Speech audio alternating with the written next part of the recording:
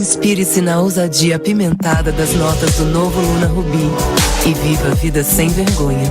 Novo Luna Ruby, da Casa de Perfumaria do Brasil, Natura. Redação Globo. Giro de informação da sua cidade e do país. Redação Globo. Apresentação Elisa Ladeira. 6h07, você que está ligado na nossa programação aqui da Rádio Globo. Sou Elisa Ladeira, muito boa noite para você. Muito obrigado por sua audiência aqui com a gente no Redação Globo. E olha só, nós estamos ao vivo no nossas redes sociais, estamos ao vivo no nosso Facebook, então acompanhe lá, corre lá, Rádio Globo Juiz de Fora, e acompanhe nosso papo desta sexta-feira aqui no Redação Globo, hein? Nós tivemos essa semana o Dia Mundial de Atenção à Gagueira, e hoje nós vamos falar muito sobre esse tema, que é muito importante, né? Que a gente tem muito que conversar com quem é gago e quem não é também, para ter esse respeito, para dar aquela atenção, para saber lidar, né, também, que a gente sabe que muitas vezes essa parte social pesa muito para a pessoa que é gaga, a pessoa gaga, né? Então nós estamos recebendo aqui no estúdio da Rádio Globo a fonoaudióloga Margarete Bonsanto Olivato. Muito boa noite, muito obrigada, bem-vinda aqui à Redação Globo. Eu agradeço o convite, é com grande prazer que eu venho aqui para trazer para vocês algumas informações da fonoaudiologia com relação a esse assunto que, como você mesmo disse, é de tamanha importância para a população, né? A conscientização, inclusive, da questão social, sim, do respeito com a pessoa que tenha essa patologia, não é verdade? Porque é um tipo de patologia, né, Margarete, que as pessoas não levam a sério, né? Eu acho que as pessoas não levam muito a sério. E isso, como a gente falou ali, eu acho assim, né, que você, claro, vai saber falar muito melhor que eu, mas eu acho que isso quebra a parte social da pessoa que é gaga, né? Quando eu recebi o convite para me falar sobre a gagueira, eu aceitei imediatamente justamente por isso. A gente tem que começar a quebrar alguns paradigmas do dia a dia nosso, né? E a gente já teve, inclusive, campanhas anteriores que foi o slogan falando que gagueira não tem graça, gagueira tem tratamento.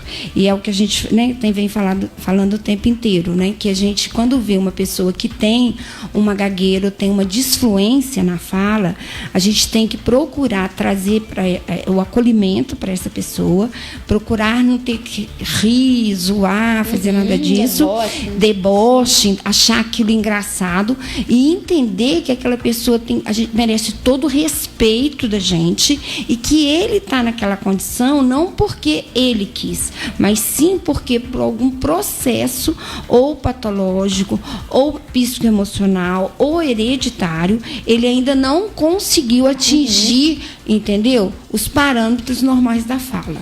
Mas, Margarete, a gagueira, ela chega a ser uma doença ou ela é algum distúrbio? Sim. Uma das perguntas mais frequentes que a fonoaudiologia recebe quando vai começar um tratamento é justamente isso. A gagueira, ela não é uma doença. A gagueira é uma patologia, é um sintoma de uma alteração no fluxo da fala. Tá certo? Então, o fluxo da fala está alterado, às vezes com repetições, às vezes com letargia, com outras alterações que vêm influenciar na fluência, e aí acontece a disfunção, entendeu? Mas ela não é uma doença, é um sintoma. É um sintoma. E quais são os níveis da gagueira? Né? Então, a gente hoje caracteriza a gagueira, pode ser genética, psicoemocional, certo? Ou com relação à parte motora, tá certo? Então, quando a gente faz a avaliação, a fonoaudiologia faz a avaliação, a gente verifica justamente isso. Em quais padrões aquela disfluência, aquela gagueira está correlacionada. Às vezes também tem a ver com o ambiente que a pessoa ela vive, tá? Então, por exemplo, eu tenho pacientes que a família, o pai foi gago, o avô é gago, as duas crianças hoje também têm a gagueira. Então, ela vive dentro de um ambiente que proporciona um padrão de fala alterado. Entendeu? Então, existe lá fatores genéticos, mas também existe um padrão ambiental. Sim, e tem muita gente que fala, aproveitando que você falou sobre isso, tem muita gente que comenta que pega, né? Isso. Você está conversando, você convive muito com alguém, você começa a gaguejar e você percebe, você fala, opa, Tô dando uma gaguejada. Gaguejada, né? E por que isso, né? Nós temos um neurônio que chama neurônio espelho. Esse neurônio espelho, ele está na nossa área frontal, certo? Bem aqui na testa.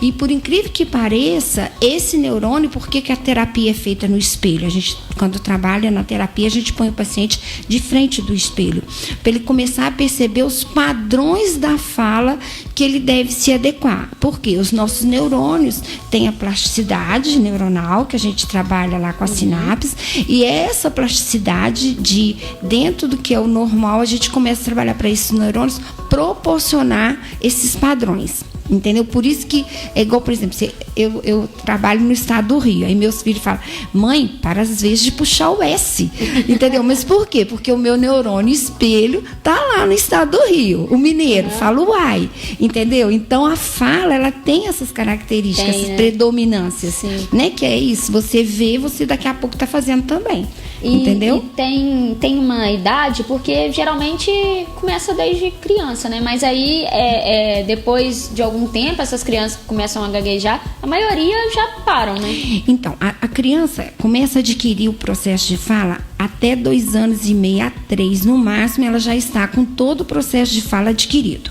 Então, a partir daí, se a mãe percebe que já está tendo alguma disfluência no ritmo, na prosódia, né? Na prosódia, na prosódia da fala, né? A mãe já deve procurar o profissional. Entendeu? Então, até 2 anos e meio ainda é considerado dentro da aquisição, porque o cérebro dela está todo desenvolvendo no processo de fala. Agora, a partir de 2 anos e meio já tem que ser avaliado. E aquela história, Margarete, que tem também, que a gente fala muito, né? Que o gago para falar é uma dificuldade, mas para cantar é uma beleza. Ou tem também algumas situações que o gago sai a palavra. Isso. Sai a frase rápido. Isso. Por quê? Por que Nós isso? temos 2 padrões de fala. Nós temos a fala automática, que a gente fala automaticamente, e tem a fala que é a fala que não é automática. Então, quando eu trabalho com a música, eu não estou trabalhando com a fala automática, tá certo? Eu estou acionando um outro processo de fala com a música que não é a automática. A automática, a gente precisa de outros padrões neurológicos, motores, entendeu? Píssicos. A fala, ela está relacionada às nossas questões píssicas. Por exemplo, às vezes a gente observa uma pessoa, né, que tem aquela voz muito infantilizada. Eu mesmo, antes de ser fono, eu olhava, a minha fala, eu falava: cruz credo, que voz muito fina, muito, muito criança, muito mimada, entendeu? Porque ela expressa o nosso eu. E a fala está justamente dentro desse padrão. Entendeu? A gente, quando vai fazer todo esse ajuste, né, a gente vai desde esses padrões até finalizar dentro da faixa etária da que a pessoa está. Sim, tanto que a gente vê as pessoas mais tímidas, né? Elas costumam falar mais para dentro, né? Mais introvertida, baixo, né? Elas mais são baixo. Todas introvertidas. Então, o extrovertido costuma falar mais alto. Isso, assim. Político, né? Aquela voz forte, quer ser ouvido, né? Ouvido. Então, ele joga o que ele tem da personalidade dele para fora. Ele faz uma postuação melhor, não é verdade? Não, o introvertido, ele já tem aquela característica. Então, quando a gente trabalha esses padrões. Então, quando você está trabalhando na gagueira ou na disfluência, tudo isso é avaliado pelo profissional, sabe? Para a gente poder dar aquele feedback para o paciente, aonde que ele tem que ajustar, na verdade, né? Onde ele ajusta. Funciona a questão de tratamento, né? Como é que chega a passar a gagueira numa fase adulta? Como é que é a relação com o tratamento? Então, o que a gente observa hoje é que muita gente não leva em consideração esses sintomas. E vai crescendo com isso e às vezes ficam escondendo esses sintomas. Chega na fase adulta, aí entra naquela fase que a gente precisa, né? Se profissionalizar, Eu acho tão sério isso. É muito sério. Desculpa interromper, mas é porque tem muita gente que não dá essa importância a gagueira, igual Isso. a gente falou aqui, dessa parte social, e a nossa fala Ela é tudo. importante, A comunicação. Exatamente. A comunicação. Para qualquer área da vida, né? Então, a gente precisa falar sobre isso. Precisa. Por isso que eu aceitei imediatamente. Eu parei a agenda hoje, quando eu fui chamar, né, vocês me convidaram, eu falei, não, eu preciso colocar, porque a população precisa ter essa consciência, ela precisa realmente se conscientizar que nós precisamos ajudar de maneiras respeitosas. E a pessoa disfluente, ela faz um excesso neurológico para conseguir se comunicar que é muito sofredor, entendeu? Então, assim, ele é perceptível, ele percebe através, né, de uma expressão facial de deboche, entendeu? Hoje alguém tentando, isso eu acho que é um defeito muito grande nosso, eu acho que eu já fiz isso, eu acho que todo mundo já deve ter feito isso, conversando com alguém que é gago, é continuar completar para ele o raciocínio. Isso é muito errado, não é? É muito errado, é errado. Entendeu? Então, realmente, a gente precisa, a fonoaudiologia, trazer informações. Você me perguntou com relação ao tratamento. Não existe medicação, né? Por não ser uma doença, não existe medicação. Então, existe mesmo tratamento é fonoterápico, né? A gente começa a trabalhar nas funções motoras, né? Que trabalha a musculatura toda, né? Ajusta as funções, né? Da posição de mandíbula, todos os órgãos fonoarticulatórios, ajusta as questões psicoemocionais e ajusta também as outras alterações que a gente começa a perceber. E simplesmente não vai dar, às vezes, resultado, porque existe um fator genético e um fator, às vezes, ambiental. Entendeu? Ou por quê? Porque passou do processo de maturação neurológica. Porque, igual eu te expliquei, a gente tem um processo de maturação da fala na nossa idade. Entendeu? Dentro do nosso cérebro. Por isso que logo que a gente percebe que a criança já está ali com 2 anos, 2 anos e meio, com alteração de fala, seja ela qualquer coisa, deve-se procurar o profissional. E a gente antigamente deixava. Então tem que ser quando criança. Então. O ideal, né? O ideal é procurar qualquer alteração de fala. Troca, né? A famosa troca igual cebolinha, qualquer alteração de fala, o profissional deve ser, eles buscarem a avaliação profissional para a gente ver. Isso é uma disfluência, simplesmente uma disfluência, ou isso já tem fatores que pode levar a uma gagueira severa. Tá? E a gagueira, ela é caracterizada também em leve, moderada, severa. Então, tudo isso a gente avalia na hora de dar o prognóstico. E essa questão genética que a senhora disse é uma questão de... eu posso dizer, posso afirmar, mas eu posso afirmar, né? Se meu pai teve, meu avô, aí a criança começou com aquela gagueira... Ele pode vir mas com tem gene. Esse tratamento tem, ele criança. Tem. Então, por exemplo, igual essa família, né? A mãe sabe que o avô teve, o pai tem, e aí teve os filhos. Logo que ela começou, os 2 filhos começou, ela já levou para terapia. Então, o que acontece? A gente... Qual que é a ideia? Vamos lá naqueles neurônios padronizar tudo que precisa para quê? Para aquela criança crescer dentro da automatização que precisa para ela adquirir os padrões da fala.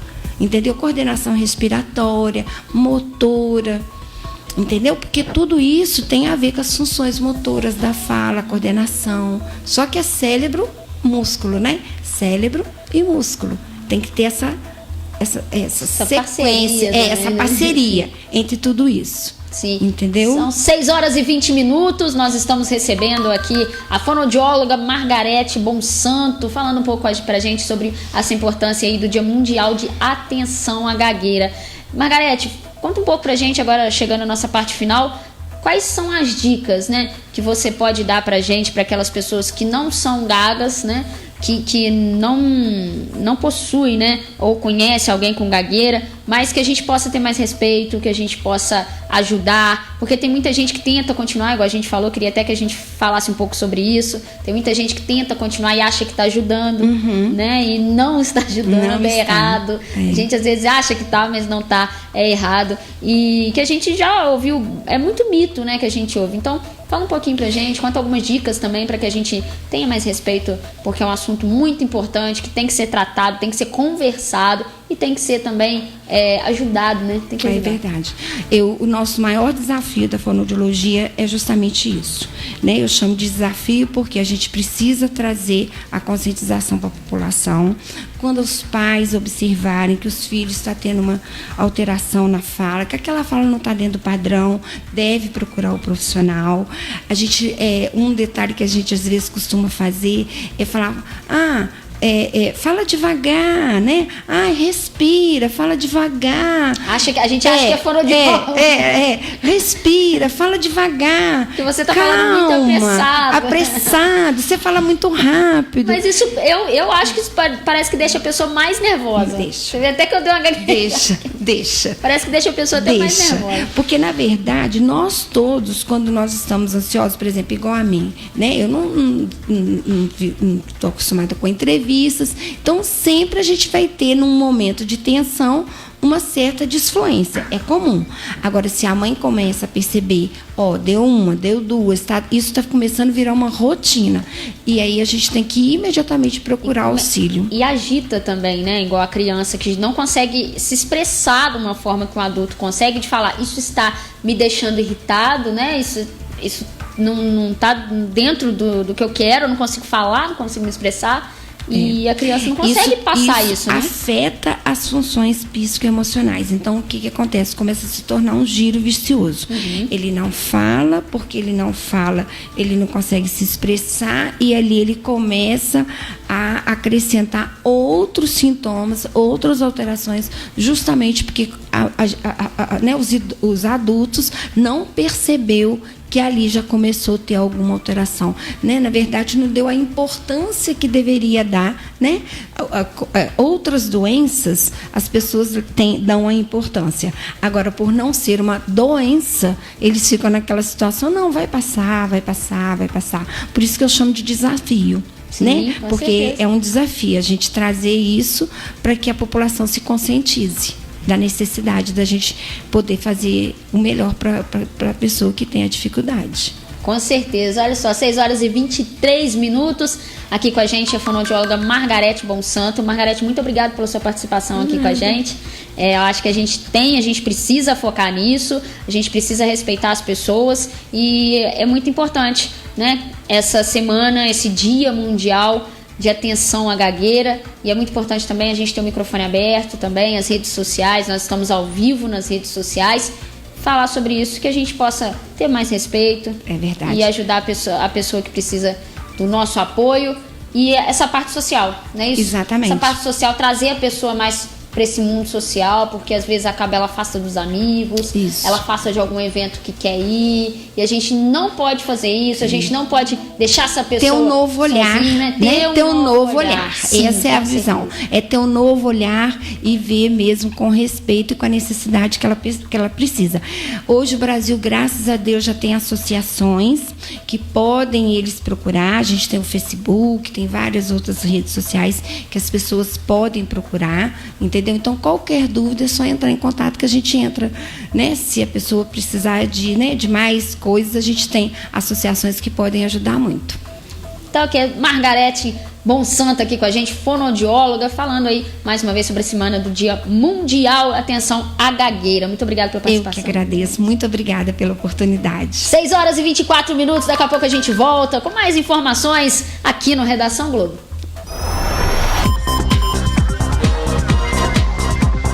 Redação Globo.